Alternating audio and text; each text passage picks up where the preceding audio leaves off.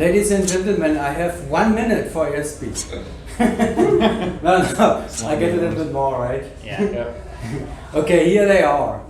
The 2021 four-way indoor champions at the Paraclete XP Indoor Nationals. Mm-hmm. Is that correct? Okay.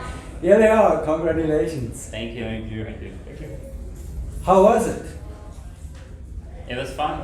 It was. I felt it was fun, but it was a little bit rusty because at this point, previous seasons we have been to like win games and training more maybe.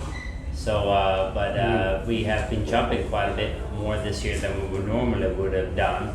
Because we have Shamrock coming up, and then we're jumping to try to win US Nationals. So we kind of limited on time as far as what we've done in the past up to this point. But it was super fun. Yeah, fun to compete and fun being kind of somewhat back in a normal environment.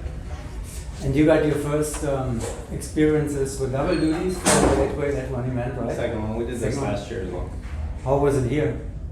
Easier this year, just because the four-way team's in better shape. It's easier to perform. The eight-way is more familiar, so it's easier to perform with. Way lighter experience compared to a year ago.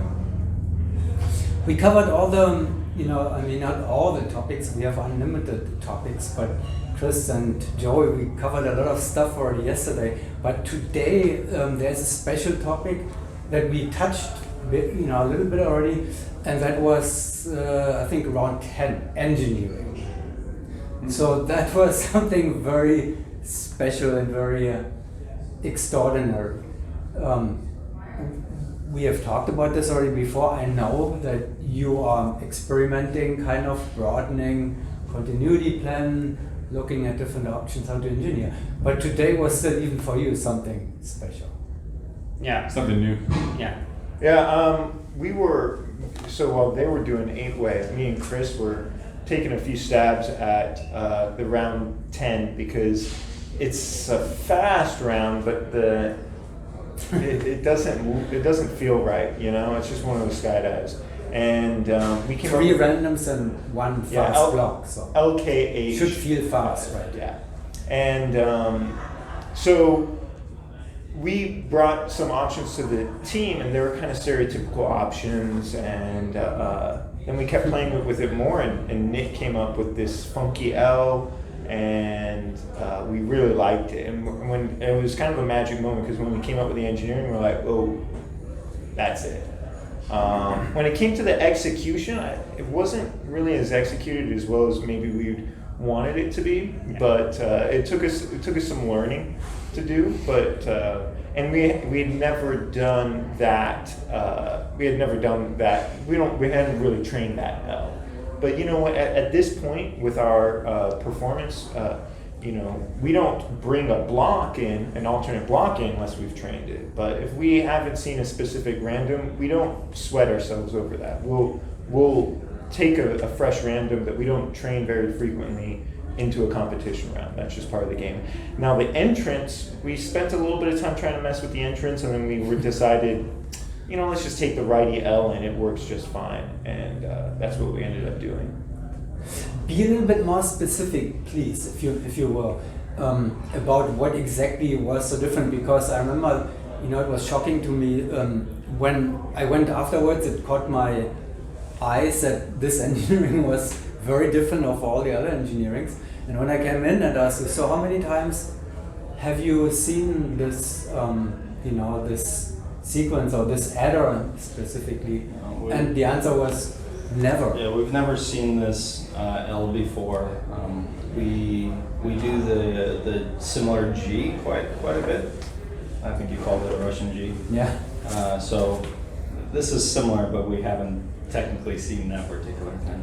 If you're looking at the skydive itself, 3 randoms in block 5. I visited a 52 in Bedford, 2018 was it?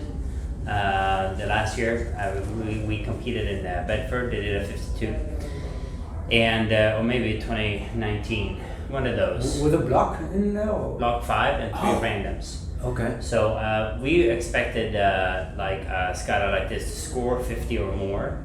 So we wanted to kind of try to streamline the random, so we don't have to do 180s in there, because all the other adders didn't quite fit with the K and the H and the 5. So we were trying to find different solutions. We ended up addressing the adder to be the solution out of the 5, and what we found was just putting the tail side butting the outside center, and then 2 cats on there, and so it was the closest thing to a K you can have. Now, in the first half of the jump, we didn't quite warm up to it quick enough, and then when we finally did, it was a little bit late, but the raw score was a 45. So we felt like if we could have possibly executed it a little bit more efficiently right off the bat, we could have been in the 50 or more points, which would have been very competitive. But we didn't really get going until the second half of the jump. So yeah, it is definitely the way forward is to try to streamline those random sequences to try to squeeze the most out of it. Because in the end of the day, if you're gonna go and do 180, 180, 180, you can only go so fast, you know, and then try to create a sequence that's mechanically smaller, and then maybe you can flow through the sequence and still score a couple of extra points. So if you win a round like that by 1 or 2 points over Hayabusa, or you know, that would be a great skydive, right? Assuming they have a very good skydive. So we're just trying to do the best we can to find different ways, and some of them work, some of them don't, and we're getting to figure out where that balance is for us. And Hayabusa is very good at picking those things. With the experience on that team and with Gary as their coach, they're very good at finding these exotic engineering, especially in the time. So do you know how many points stayed in the judging room? You had said raw score was 45? 2 points. Yeah. Okay. We had 2 busts. Yeah, so that's not too bad. So, yeah. No, but it's like I felt like it finally ramped up towards the end where it should have been. It was slow going in the beginning, but that's fine. Did you do the Hayabusa sequence of 2018, whatever it was, already in training in the wind tunnel to see how close you are with it? No, we haven't specifically trained that particular sequence. I think it was like QPH5 or something like that, very similar to this. I look it up, that's interesting. Yeah.